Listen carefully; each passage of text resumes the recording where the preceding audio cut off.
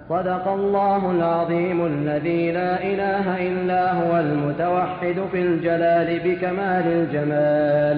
بكمال الجمال تعظيما وتكبيرا، المتفرد بتصريف الأحوال على التفصيل والإجمال تعظيما وتكبيرا، المتعالي بعظمته ومجده الذي نزل الفرقان على عبده ليكون للعالمين نذيرا، وصدق رسوله الذي أرسله إلى جميع الثقلين الإنس والجن بشيرا ونذيرا، وداعيا إلى الله بإذنه وسراجا منيرا. صدق الله العظيم الكريم الوهاب الحليم التواب، الذي خضعت لعظمته الرقاب وذلت لجبروته الصعاب، ولانت له الشدائد القلاب، رب الأرباب ومسبب الأسباب وخالق خلقه من تراب. صدق الله ومن أصدق من الله قيلا، صدق من حسبي به كفيلا، صدق من اتخذته وكيلا، صدق الله ومن أصدق من الله قيلا، صدق الله الحي العليم الحي الرحيم الحي القيوم الحي السلام الحي الكريم الحي الذي لا يموت ذو الجلال والإكرام. ونحن على ما قال ربنا وخالقنا ورازقنا من الشاهدين، ولما أوجب وألزم غير جاحدين، والحمد لله رب العالمين. وصلوات الله وسلامه على خاتم النبيين، وعلى أبويه آدم وإبراهيم، وعلى أزواجه وأصحابه والتابعين، وعنا معهم بعفوك وجودك وكرمك يا أكرم الأكرمين. اللهم انفعنا وارفعنا بالقرآن العظيم الذي رفعت مكانه وأيدت سلطانه، وقلت يا أعز من قائل سبحانه، فإذا قرأناه فاتبع قرآنه، ثم إن علينا بيانه، أحسن كتبك نظاما وأفصحها كلاما وأبينها حلالا وحراما، محكم البيان ظاهر البرهان، محروس من الزيادة والنقصان، فيه وعد ووعيد وتخويف وتهديد، لا يأتيه الباطل من بين يديه ولا من خلفه، تنزيل من حكيم حميد. اللهم اجعلنا ممن يحلل حلاله ويحرم حرامه، ويعمل بمحكمه ويؤمن بمتشابهه، ويتلوه حق تلاوته على الوجه الذي يرضيك عنا. اللهم اجعلنا ممن يقيم حدوده، ولا تجعلنا ممن يقيم حروفه ويضيع حدوده يا أكرم الأكرمين. اللهم اجعلنا من أهل القرآن الذين هم أهلك وخاصتك يا أكرم الأكرمين. اللهم اجعلنا ممن اتبع القرآن فقاده إلى رضوانك والجنة، ولا تجعلنا ممن اتبعه القرآن فدخ في قفاه إلى النار يا أكرم الأكرمين يا أجود الأجودين. اللهم وارزقنا به العمل الصالح الرشيد، وألحقنا به بكل بر صعيد. اللهم إنا عبيدك بنو عبيدك بنو إمائك، نواصينا بيدك، ماض فينا حكمك، عدل فينا قضاؤك. نسألك اللهم بكل اسم هو لك سميت به نفسك أو أنزلته في كتابك أو علمته أحدا من خلقك أو استأثرت به في علم الغيب عندك أن تجعل القرآن العظيم ربيع قلوبنا ونور صدورنا وجلاء أحزاننا وذهاب همومنا وغمومنا وسائقنا ودليلنا إليك وإلى جناتك جنات النعيم. اللهم وألبسنا به الحلل وأسكننا به الظلل وادفع به عنا النقم وأسبغ علينا به النعم واجعلنا به عند الجزاء من الفائزين وعند النعماء من الشاكرين وعند البلاء من الصابرين. ولا تجعلنا ممن استهوته الشياطين فشغلته بالدنيا عن الدين فأصبح من النادمين وفي الآخرة من الخاسرين.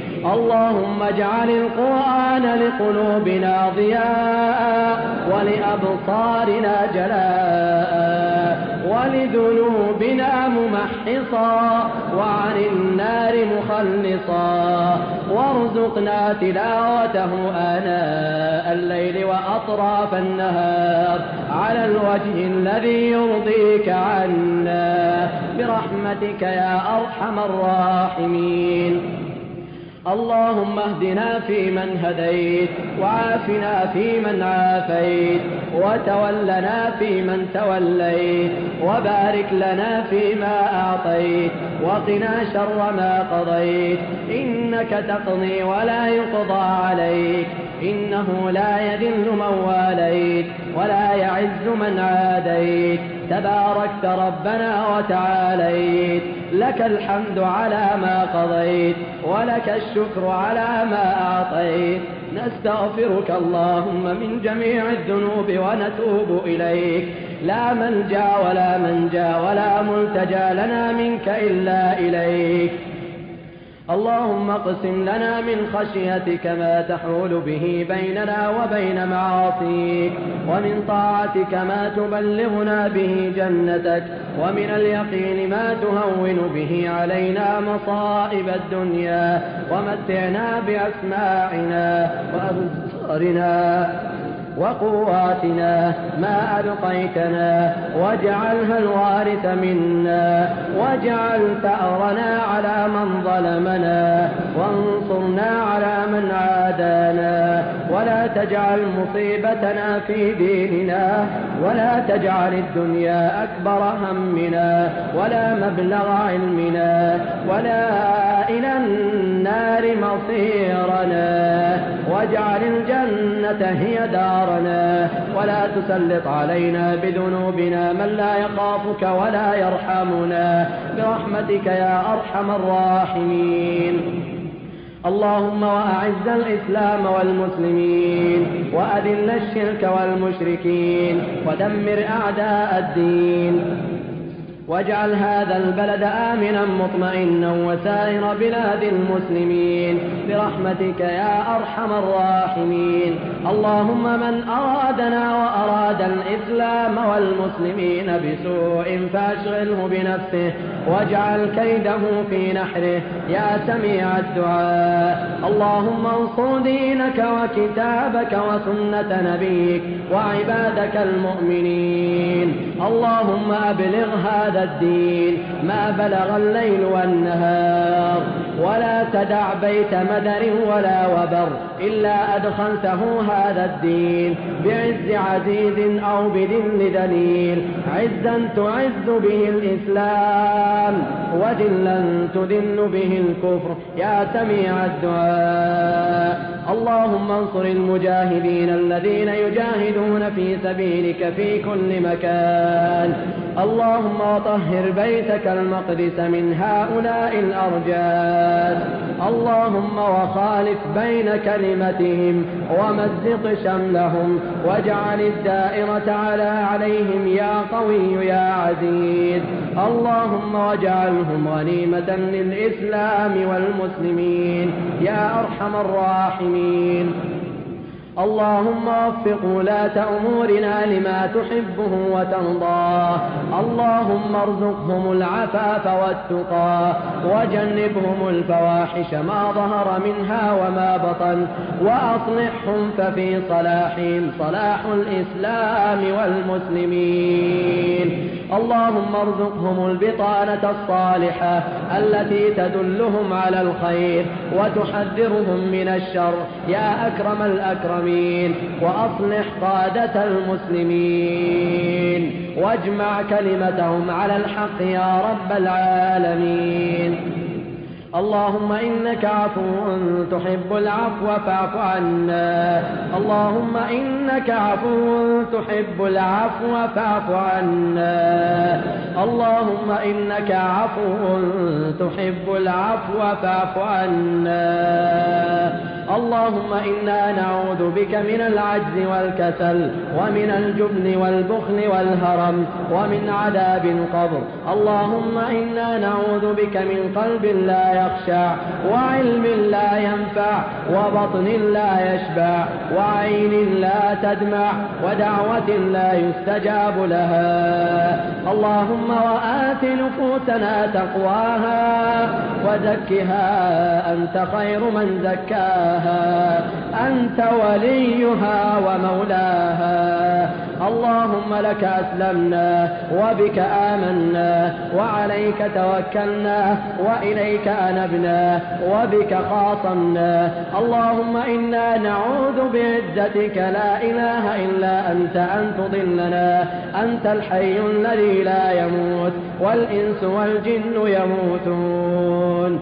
اللهم اغفر لنا جدنا وهزلنا وخطئنا وعمدنا وإسرافنا في أمرنا وكل ذلك عندنا. اللهم اغفر لنا ما قدمنا وأخرنا وما أسررنا وأعلنا وما أنت أعلم به منا. أنت المقدم وأنت المؤخر وأنت على كل شيء قدير. اللهم أنت الأول فليس قبلك شيء، وأنت الآخر فليس بعدك شيء، وأنت الظاهر فليس فوقك شيء، وأنت الباطن فليس دونك شيء. اللهم إنا نسألك أن تقضي عنا الدين وتغننا من الفقر يا أكرم الأكرمين. اللهم إنا نعوذ بك من زوال نعمتك وتحول عافيتك وفجاءة نقمتك وجميع سخطك يا أجود الأجودين. اللهم إنا نعوذ بك من سوء القضاء ومن جهد البلاء ومن درك الشقاء ومن شماتة الأعداء. اللهم إنا نسألك من خير ما سألك منه عبدك ورسولك محمد صلى الله عليه وسلم وعبادك الصالحون، ونعوذ بك من شر ما استعاذك منه عبدك ورسولك محمد صلى الله عليه وسلم وعبادك الصالحون. اللهم إنا نسألك من الخير كله عاجله وآجله ما علمنا منه وما لم نعلم، ونعوذ بك من الشر كله عاجله وآجله ما علمنا منه وما لم نعلم.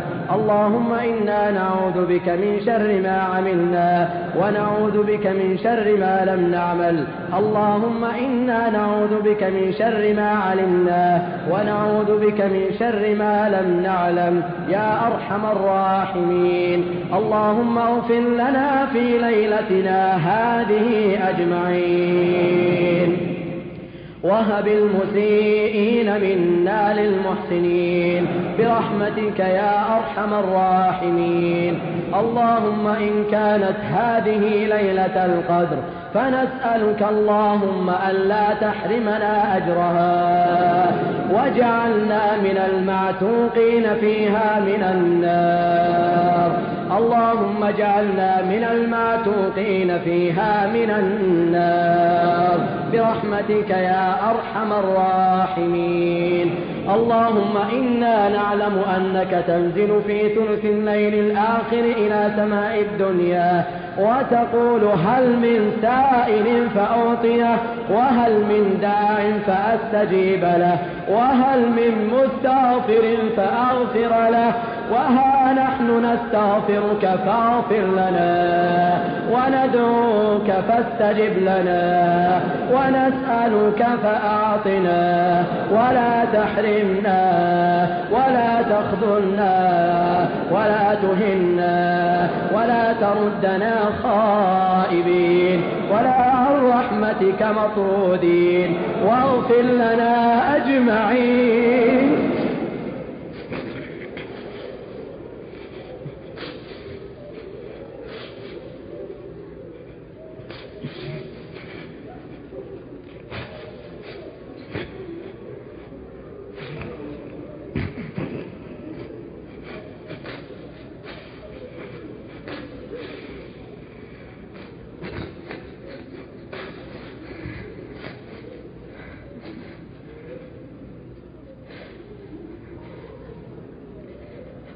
اللهم لا تفرق جمعنا هذا إلا بذنب مغفور وسعي مشكور وعمل صالح مبرور واخر لنا في جميع الأمور يا عزيز يا غفور برحمتك يا أرحم الراحمين. اللهم اغفر لجميع موتى المسلمين الذين شهدوا لك بالوحدانية ولنبيك بالرسالة وماتوا على ذلك. اللهم فاغفر لهم وارحمهم وعافهم واعف عنهم وأكرم نزلهم ووسع مدخلهم واغسلهم بالماء والثلج والبرد ونقهم من الذنوب والخطايا كما ينقى الثوب الأبيض من الدنس وجازهم بالإحسان إحسانا وبالسيئات عفوا وغفرانا حتى يكونوا في بطون الألحاد مطمئنين وعند قيام الأشهاد من الآمنين.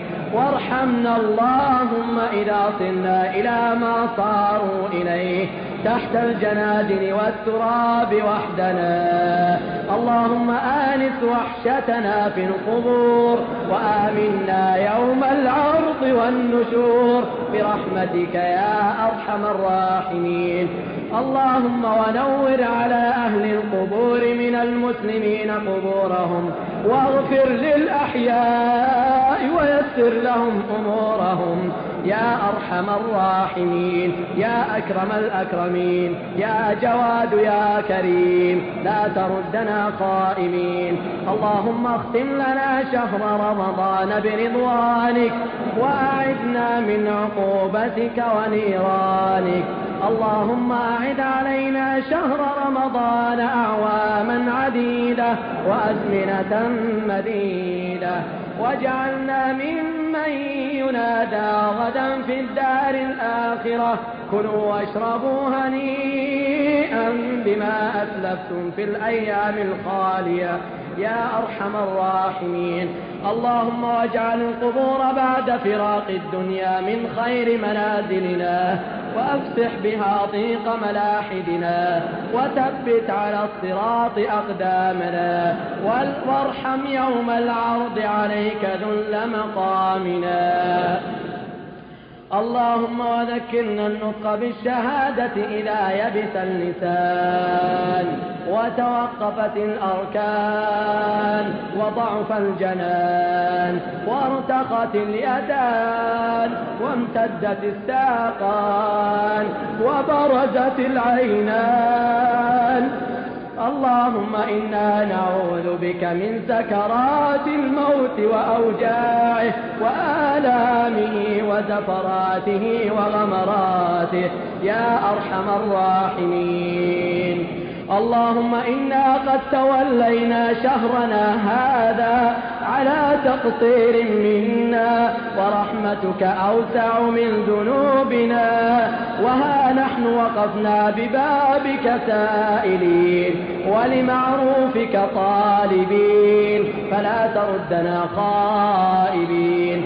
إلهنا قد أنخنا ببابك، فلا تبعدنا عن جنابك، فإن أبعدتنا فإنه لا حول ولا قوة لنا إلا بك، برحمتك يا أرحم الراحمين.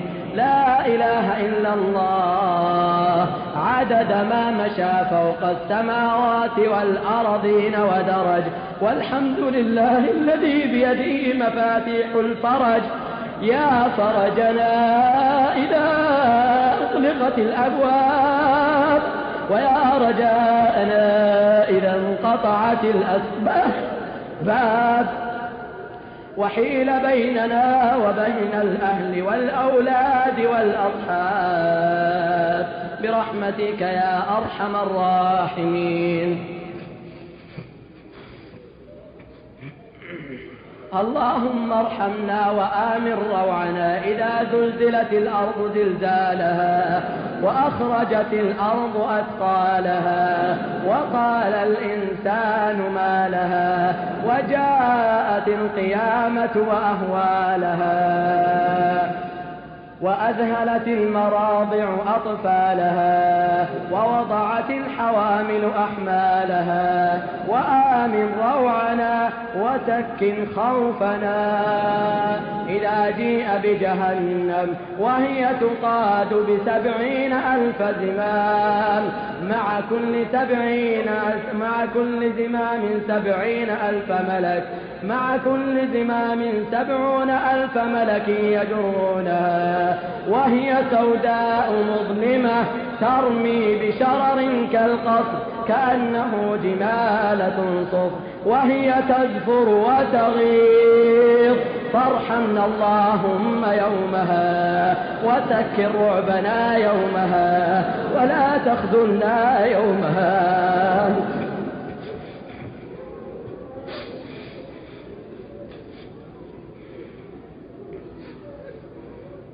اللهم اجبر قلوبنا على فراق شهرنا هذا بغفرانك، واجد علينا بأوفر الحظوظ من رضوانك، وارزقنا من خشيتك ما تحول به بيننا وبين عصيانك، واجعل لنا نصيبا من جودك وامتنانك. اللهم وفقنا للصالحات قبل الممات، وأرشدنا إلى استدراك الهفوات من قبل الفوات، وألهمنا أخذ العدة للفوات قبل الموافاة، وارحمنا إذا رحلنا من أهل الحياة إلى أهل الممات، ونازلتنا في ألحادنا طالبات ملمات، ونجنا يوم العبور على الصراط حين تنسكب العبرات، وأجزل جزيل الصلاة على مرفوع الدعوات، وأجبنا بقبول صومنا هذا عن اللذات، ولا تخذلنا يوم انتقال الموات إذا نادى بين الأعضاء منادي الشتات، واستجب منا صالح الدعوات، وامح عنا خطايا الخطوات إلى الخطيئات، وارحمنا إذا نادى المنادي بين الفريقين وقطع طمع أهل الزلات. اللهم اجعل معتمدنا عليك، وحوائجنا إليك، ووقوفنا بين يديك، وتضرعنا إليك. اللهم طهر قلوبنا من الأدناس، وأعذنا من شر الجنة والناس، وارحمنا إذا أذقتنا مرارة الكاس. اللهم وأرخص أسعارنا، وغسر أمطارنا، واقض ديوننا، واجمع على الهدى شؤوننا، وحسن أخلاقنا، واسمع أصواتنا، وارحم أمواتنا، ولا تردنا خائبين. اللهم اغفر لي وللحاضرين والغائبين والأحياء والميتين، وما سألناك من خير فأعطنا، وما لم نسألك فابتدئنا، وما قصرت عنه آمالنا من الخيرات فبلغنا. ربنا آتنا في الدنيا حسنة وفي الآخرة حسنة وقنا عذاب النار. اللهم صل على محمد ما ذكره الذاكرون الأبرار، وصل على محمد ما اختلف الليل والنهار، وصل على محمد وعلى المهاجرين والأنصار. سبحان ربك رب العزة عما يصفون، وسلام على المرسلين، والحمد لله رب العالمين. وآخر دعوانا أن الحمد لله رب العالمين. جزى الله الشيخ عنا وعن المسلمين خير الجزاء، وإلى أن نلتقي في شريط آخر بحول الله.